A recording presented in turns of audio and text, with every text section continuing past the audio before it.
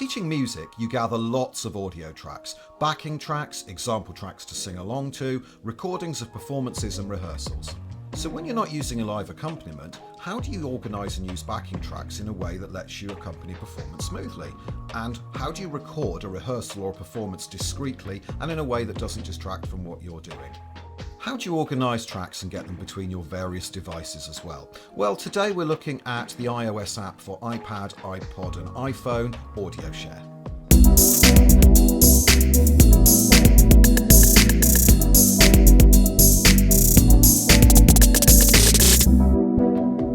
Hey guys, I'm Anthony and this is EdTechMusic, where we look at how we can make teaching of music more engaging, interesting and fun through use of technology. Today we're looking at the iOS app AudioShare. Okay, let's get into it. Reason 1, playing tracks. So here we are in AudioShare, and I think in a minute you're going to see why I love it quite as much as I do.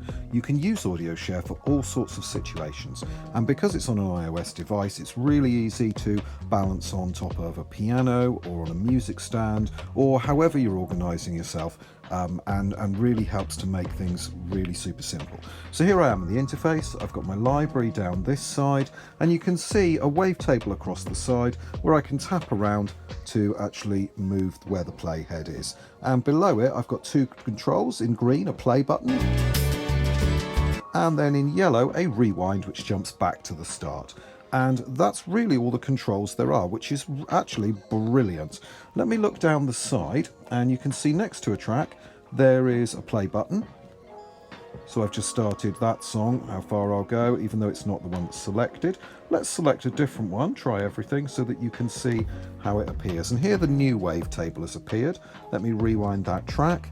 And if I change the master volume on the iPad, you can see the volume control at the top going up and down. But actually in the top right corner next to Tools, there's a separate volume control just for the tracks. It's the in-app volume, which again is really handy because sometimes if you're jumping back and forth, say between Apple Music and between AudioShare, then being able to have finite control of this app's volume compared to others can be really, really helpful.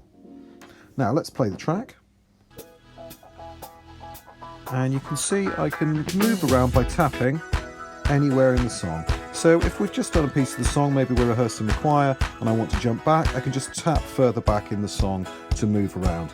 Equally, if I want us to jump to the last chorus, maybe I can do that. And it will just move around as easily as me just tapping on screen. And again, if I want to restart completely, I can just tap the yellow playhead. And if I look at how this looks on my iPhone, you can see a very similar layout. All of the same features available, and again, when I play, I get a similar sort of good quality view of the player. Okay, reason 2, it's recording facility. So in the bottom left-hand corner, I'm going to tap the microphone, and that brings up this control where you can see there's already those bouncing levels that can tell when I'm speaking. And next to it, you can see I've got a slider to control the monitor level as well, and the record button at the bottom. Now, next to that on the left, you can see above that slider, there's the microphone with a plus, and then 3 empty FX slots. Now, this isn't something I really need to bother with day to day because just recording is a real bonus. But if you want to, then you can add software-based effects to it as you record, which is amazing. So let me hit the record. And you can see now it's recording me while I speak, and it's, I can get where the volume is. If I talk a bit louder, I can bump it up. If I talk a bit quieter, I can get it to go down. And actually, so that way I know kind of how far I need to be from what I'm recording. It's a really nice visual feedback, at the same time counting up in seconds at the bottom. Let's stop that recording. And you can see now it says it's normalized it immediately. Normalize is a really good tool we'll talk about later. And here we go, if I play it, and you can see now it's recording me while I speak. And there we go, we've got a recording that's already available. Let me press down on the track in the list in the left. And here you can see I've got some choices.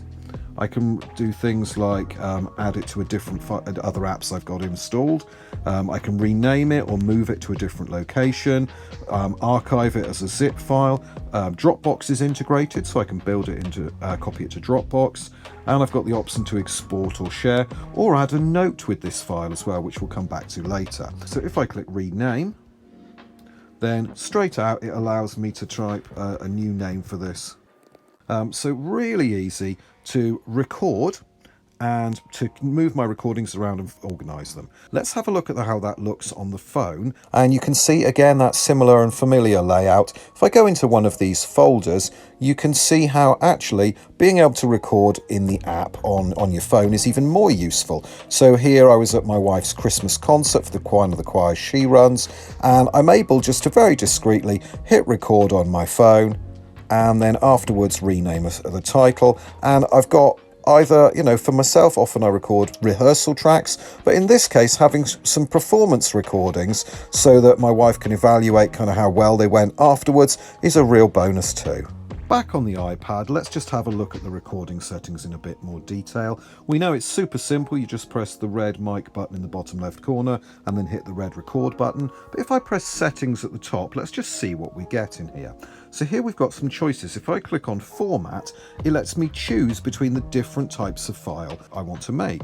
Actually, WAV is a pretty good general kind of file because it can be used on pretty much any device. And then I've got a choice between stereo and mono that I can toggle back and forth, and then the bit depth and sample rates are to do with how this is going to control how big the files get, because this is around how much quality it's recording. So here you can see I've left it sort of quite low on bit depth and in the middle of the road 44K on sample rate.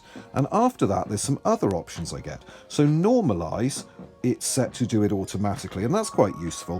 What normalize does is it takes all of the very, very loud parts and shrinks them a little bit, and all of the very, very quiet parts and boosts them up a little bit, so that you don't get the extremes of loud and quiet. So sometimes you want that in a recording and you may want to turn that off, but other times it's quite nice just to be able to have it in a more acceptable band of sound. And then open recording when finished does what it says, straight out opens it so you can check. And if I go into hardware settings at the very, very bottom, then you can see it gives me just a few other little things to do. Input gain is quite useful because gain is how much it adds to the incoming sound. So at the moment it's set to 15.8%. That's adding to the volume of the input sound. And generally I've never needed to touch this, but if you find that it's always very quiet when you record, you could press the up arrow on that and take it up a little bit. Again, getting super nerdy, but I'm just going to show you what happens when you click on the plus next to the microphone. In here, what I can do is, at the moment, it's taking that sort of master input as being the built-in microphone of the iPad. If I click on the plus, then it lets me choose from some of the other available apps and things that I might have installed and available, and records in them. So actually, if you're playing music through any other app on your device, then you can go into this option and say that that is going to be what you're recording. So it's a way to record from one app to another. Okay, let's have a look at this track. Now, once we've got our wavetable view available, there's a few things we can do. If I click on Tools in the top right corner, then it gives me a couple of options. Normalize, we know I can do to actually get all of the levels closer together without those extremes of loud and quiet. I'm going to click on Trim and Fade. Trim and Fade gives me some options. Fade does what it says. You can see from the bottom I can choose to fade the track in or fade the track out, which is quite useful if I do my own edit. But what I actually want to do is trim. Now, to trim, rather than having buttons at the bottom with arrows, you can see at the very beginning and end of the wavetable there's actually little circles that I'm going to drag. Now let me bring this one in, and you can see it's making a grey shadow over the part that I'm sort of trimming away. Well, let me go back to where it actually starts, and then if I hold down in that place, you can see it's actually zoomed in. And this has been on my wish list for a very, very long time. So now that I'm zooming in, I can go right to where I want it to be in release, and now you can see it's taken me right up to the beginning of the track. Let's do the same at the end. We're going to drag that circle, but not overlap the sound. I want to go to the end, but then I'm going to hold it down so that it takes it right to where I can see, there we go, where the track actually ends. And that is really, really helpful. Now you can see at the top I have the save option, and if I save that, it's going to trim for me. And let's look in the side. You can see above Try Everything backing track, it's now got one that's renamed Trimmed as well. So it hasn't destroyed the other one, the original, it's just made a new version saved for me. Now when I hit start, there we go. It starts right from the beginning of the song without those couple of seconds of kind of no sound space. Now that is really useful. I know as a choir leader, using backing tracks often for concerts and performances with children, that the last thing you want when you hit go ready to perform is to have several seconds of no sound, because that is terrifying. It puts doubt in your mind about whether you actually remember to press play. The audience don't get a very smooth experience because you're stood there frozen as if nothing's going on. And it's really good if you can just trim out the beginning of those tracks. So for that reason alone, this is a really great app. If we go back to tools one more time, we've got convert, and I'm just going to show you what that does. And again, here you can see it brings up the type of recording interface we saw a minute ago, where I can change between making a stereo track mono, between changing the source and bit rate and sample rate. And if I want to, again, I can also convert the file inside AudioShare as well, which again is a really useful tool. So when you're recording, you want to point the microphone end of your phone, not the speaker end, at whatever you're recording, and you'll instantly get a lot better sound quality. Now, if you can use Bluetooth to share your backing tracks to a company, that's really helpful. But sometimes and in some situations that's not possible, and quite often you end up with one of these, a jack cable. Now, that's okay on iPhones and iPads that are a few years old, but on modern devices you've got a lightning connector, something that looks very much like that. Well, that's where this cable is really great to have, and it's a jack to lightning connector cable. On Amazon at the moment they're about £8 in the UK and about $5 in the US, and I'll link to them down below. But having one of those with you always is a great way to know that whatever you're doing you can connect up and use your backing tracks to accompany. Now you can use the built-in microphone on your iPad or iPhone, and I use this all the time. You get really great results with it. And as we said, having that jack to lightning adapter sometimes means that you can plug in other types of microphones that might have that jack size on them. But something else you can do to level up a little bit if you want to is to go for other types of microphone, and lots of the USB microphones that you can plug into computers can work with iPads and iPhones as well. So this is their lightning to USB-C connector. You can see it's got the lightning connector there, but it's also got a power connector on this side, and that's really good to have that lightning power connector, because it means that for some things that draw more power than your iPad or your iPhone can put out on their own, you can add that to it.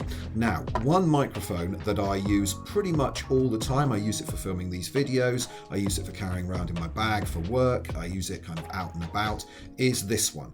And this is the Samsung Meteor mic. It's a USB microphone, so it has that micro USB connection on the back. It's also got a headphone jack socket so that you can plug headphones straight into it, and on the front it's got that dial so that you can actually adjust the volume you're hearing in your ears at the time. It comes with a microphone stand connection, you can see there, so that you can screw it on, and it also has these little legs with rubber feet so it can sit on a desk or anywhere else you use it.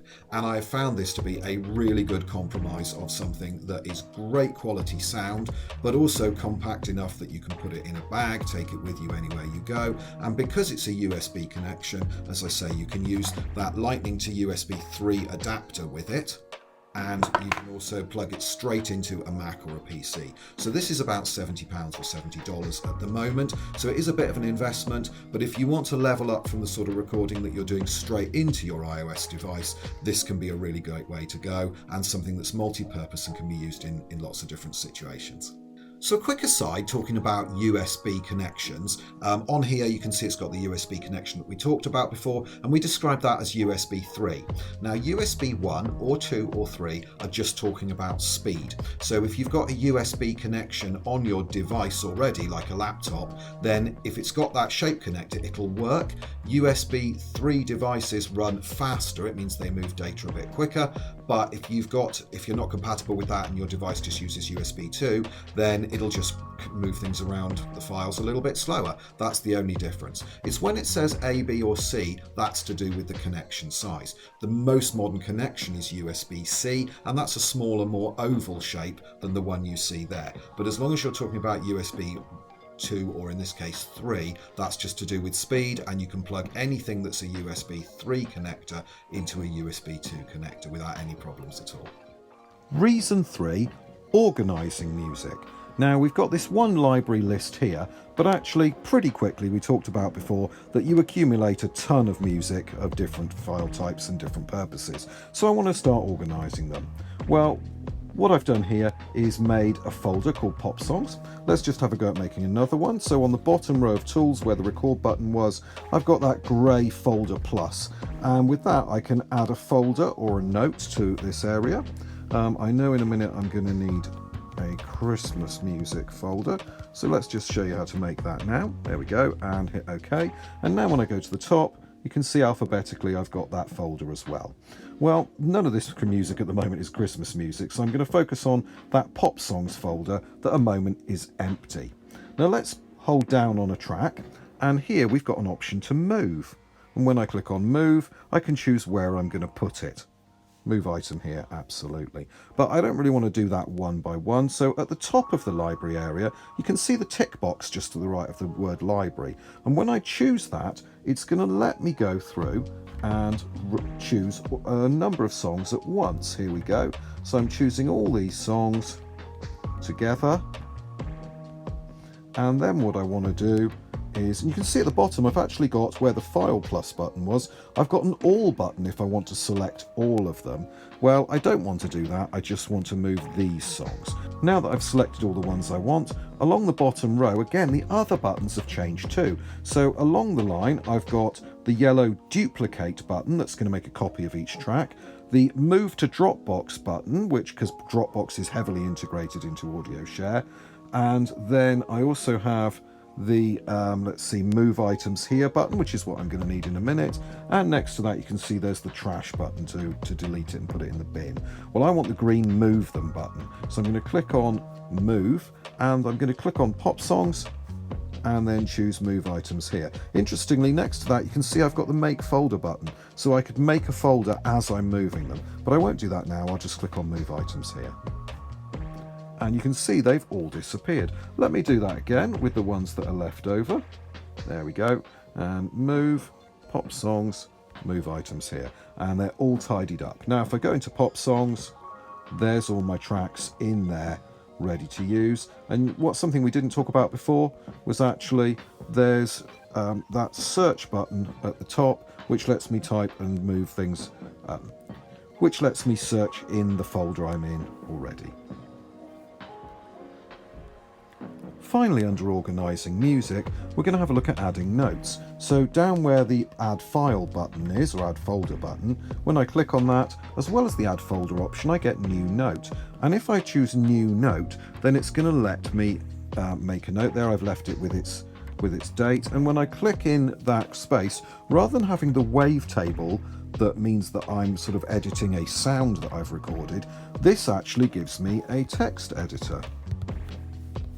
There you are, where I can actually type myself a text note and keep that. And so let's jump back and forth, and there you go. You can see I've got a text note, which is a really simple tool, not clever particularly, but really, really thoughtful and very helpful. And in this way, you can make set lists in folders of tracks and actually make yourself text notes in between. So I've used this for all sorts of things to help me remember what the cue is to start the next song in a musical, or if it's a choir concert, I've used this to remind me of things I want to talk about, maybe something to do with why the song we're singing is special, or maybe some details about the composer or about the piece of music or when it was originally performed, something like that. And it keeps it all in one place next to the music that we're about to need to use. So just a really simple little tool that is very helpful. And while we're looking at organising our tracks, let's just have a look underneath the search bar on the left hand side where it says sorted by. We've got a toggle switch there. If I click on name, it's going to reorganise the tracks by date of recording, and if I tap on date now again, it's going to reorganise them by file size, and then back to name again. So I do have some sorting options rather than just alphabetical in that file area. So here we are back on my iPhone, and you can see in this folder marked set list that I've got a show set up with the tracks ready to accompany. And here I've done something with the track names where I've named them according to, first of all, the act, and then in 2-digit form the order of the song in that act. And the video I produced last week, which you might want to watch, I'll link it at the end, talks more about my track naming convention and how that's useful in Windows, Mac and iOS as well.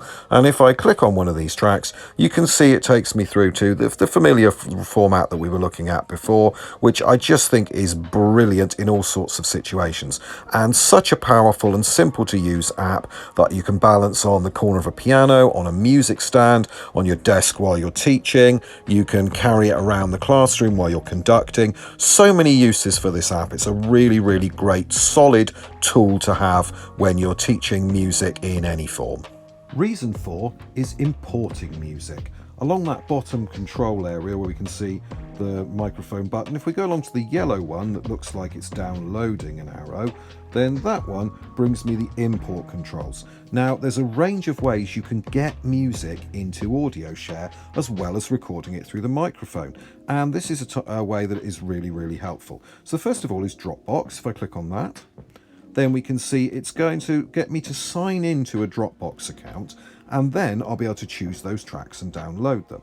Let's see what else we get. Well, Music Library again is really handy. So this is going to use my iTunes Apple Music library, and here I can go in and choose tracks and find one that's available. Let's grab a track, and it's importing it and pulling that track into my library where I can then play it in the library. This is basic plugging or the Staunton lick. There we go, and it's really easy to get tracks in like that. Let me choose pick files this time, and here it's going to let me go into all of the files I have on my iCloud drive. Let me click back on locations, and you can see it's going to let me go right into all of my iOS files folders, including if I plug in an extra hard drive or something like that if I have one, which again is a nice way to get files between my computer and my iPad if I want to. The final way is to go through pick folder, which again lets me choose not just from my iCloud drive or everything that's on my iPad as well. At the slightly more nerdy end of organising your files, there's two other options I want to show you. The first one is the green button next to the microphone in the bottom left corner, which is going to be the paste audio option. And this allows me to, if I've copied sound from another app, I can paste it in here. So you can see I've got general pasteboard there, that if I had something on the clipboard, much like you might copy and paste a text or a picture, you can do the same thing here.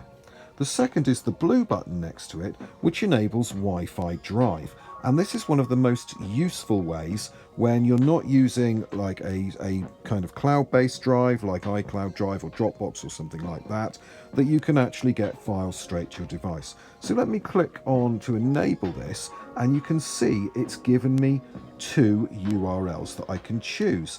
And the URL there, when I type that into the browser on my computer, it's going to allow me to drag files straight into that folder that I can then will appear on my iPad. So a really nice, smart, quick way when you've got a computer on the same Wi-Fi network as your iPad to enable Wi-Fi drive and just drag files into the browser. Really handy. Let's just do the same thing on my iPhone. So I'm going to choose the yellow import choice, and let's go into my music library. And again, because you can see I've got more music on my phone than my iPad, let's go into playlists.